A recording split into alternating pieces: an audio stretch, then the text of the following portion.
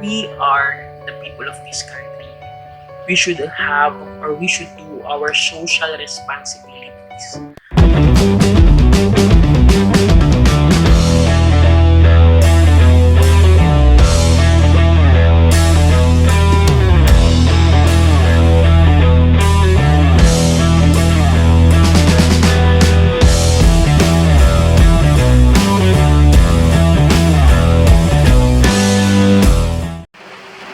Hi mga BESHIEWAPS and BESHIECAKES, this is your Papa Jobs and welcome to my YouTube channel. If this is your first time in my channel, please click subscribe below and the notification bell for more updates. So tonight, I decided to give you some knowledge or to share you some of my knowledge about this ECQ and GCQ. So dito ako nakatira sa Rizal and after 63 days, finally, na-lift na yung ECQ but we will be under GCQ starting May 16. So ano ba yung difference between ECQ and GCQ? Yan ang aalamin natin tonight. I will just give you brief knowledge lang. Of course, if you still have further questions, kailangan yung kontakin yung mga local government unit or sa munisipyo or sa city hall. Pwede kayong magtanong kung meron kayong kakilala, much better. Pero as of now, this is the basic of the ECQ and GCQ according sa binigay sa atin ng mga media channels. So, what is the difference between ECQ and GCQ? So, ECQ means Enhanced Community Quarantine while GCQ means General Community Quarantine. So, from ECQ, one step lower is the GCQ. So, for example, ECQ, strict implementation of home quarantine.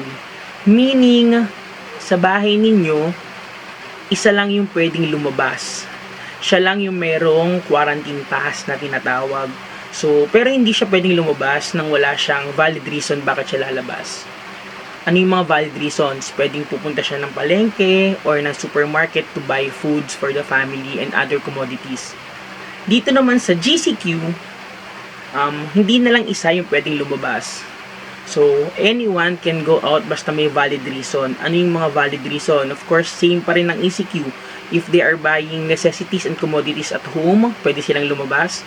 If they are working, kasi meron na magbubukas ng mga stores or mga offices, if they are working, kailangan lang nila ng ID sa work nila. And then, pwede na silang lumabas. Sino yung mga hindi, hanggat maaari, huwag nating payagan lumabas. Sino yung mga yon?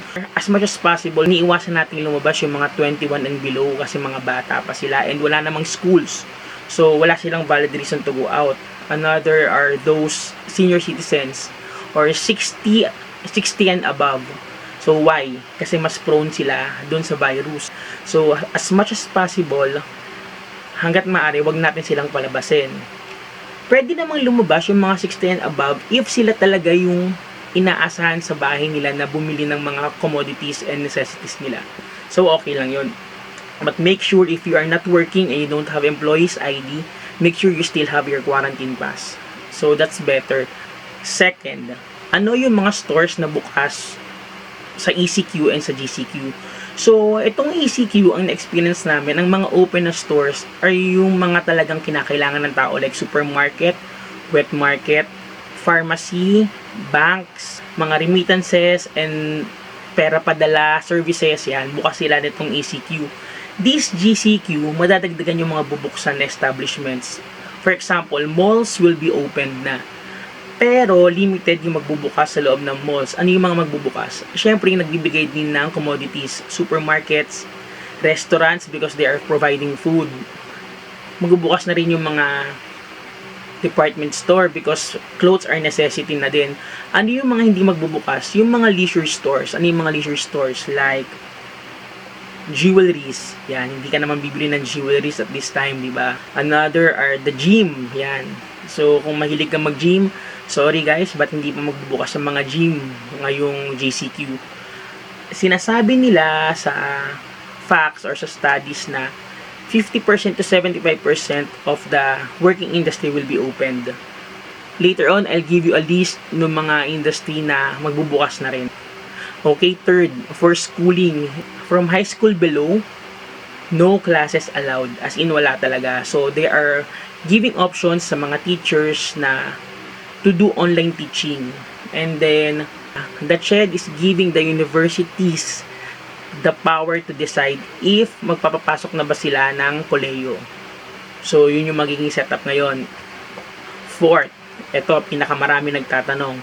When it comes to public transportation, nung ECQ, as in walang public transportation. The government are providing services to the medical o to the healthcare workers. Nagbibigay sila ng service kasi as in walang masakyan. Some of the healthcare workers, nagbabike na lang sila papunta sa hospitals. And then, yung iba namang local government unit like sa barangay, they are providing free shuttle services dun sa mga nag-groceries and ibang malalayo talaga yung distance na hindi kayang lakarin. So, this GCQ, there will be public transport na, pero very limited. Limited yung public transport up to the point na meron coding everyday. So, here in Cainta, meron kaming nabalitaan na hindi pa siya approved but it was suggested for all the tricycles here in Cainta. Magkakaroon sila ng coding. So, MWF add number. And then, TTHS, I think, is the even number. Ang restriction pa sa tricycle dito sa Cainta, isa lang ang pwedeng isakay. Tapos, meron akong nabasa na sa mga van, mga UV Express, yung may mga van yan. Sa van daw, ang dapat lang sumakay ngayon is 5 to 8 persons. So, kung before parang 20 yung sinisiksik sa UV na van, ngayon, 5 to 8 lang. Let us practice social distancing, di ba? Gusto nating makalaya, di ba? So, bigyan natin magkaroon tayo ng social responsibility na sumunod dun sa mga binibigay sa ating batas. Kasi it's for our own sake naman. For the curfew will still be imposed.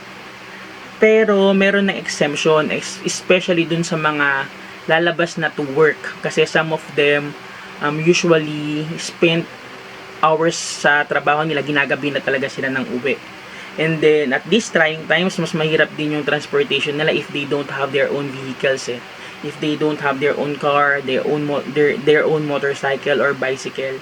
Matatagalan yung pag-commute kasi syempre limited yung public transportation natin. So talaga minsan gagabihin sila. So make sure lang sa mga papasok, make sure you have your employee's ID.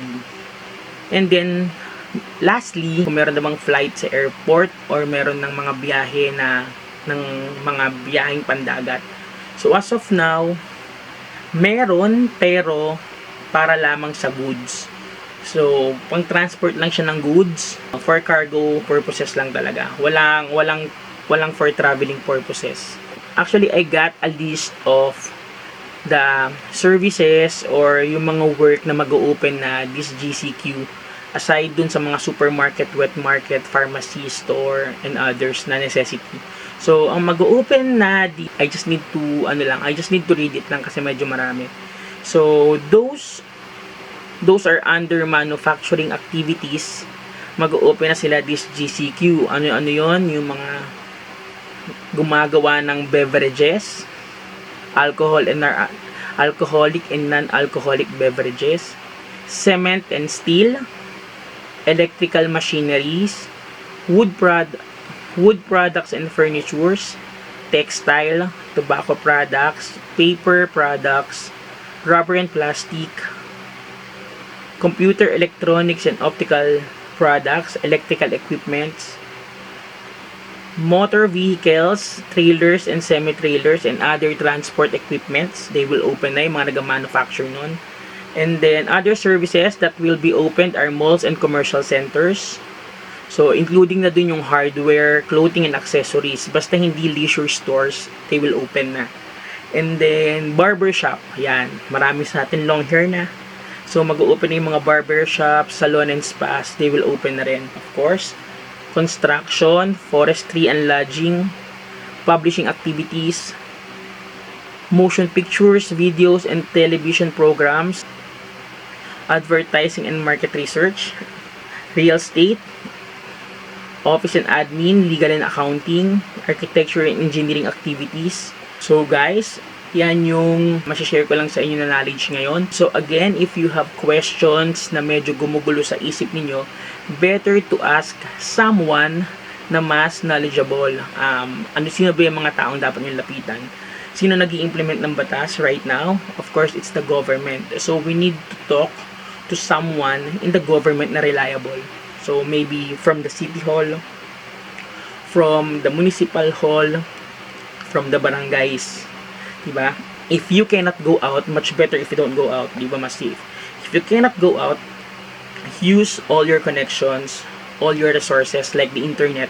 You can check the internet if they have Facebook page. If you know someone working in the local government, you can message them on Facebook or text them. For sure, they can give you a more reliable answer. So there are many resources. Hindi mo pwedeng sabihin na kaya ka lumalabas kasi kailangan mo magtanong. So you need to use your resources wisely. Kasi, for some kasi, they really want to know what's happening outside. Kaya sila lumalabas. It's not comfortable going outside in these trying times. Medyo magulo. Minsan may inis kapag maraming tao kasi parang hindi sila sumusunod. Kasi feeling nila dapat nang nagbibigay ng solusyon yung gobyerno. Kasi diba, kaya nga sila nasa posisyon kasi sila yung magbibigay ng solusyon sa mga ganitong pagkakataon. Pero that's not right. That's not right kasi. We are the people of this country. We should have or we should do our social responsibilities. Ano ba yung mga social responsibilities natin? Of course, first of all is to abide the law. So if they are implementing laws, we need to follow it. Okay, so please stay safe, stay healthy, and always pray na sana matapos na ang lahat na ito. Again, this is your Papa Jovs, and I am now signing off, and see you on my next vlog. Bye!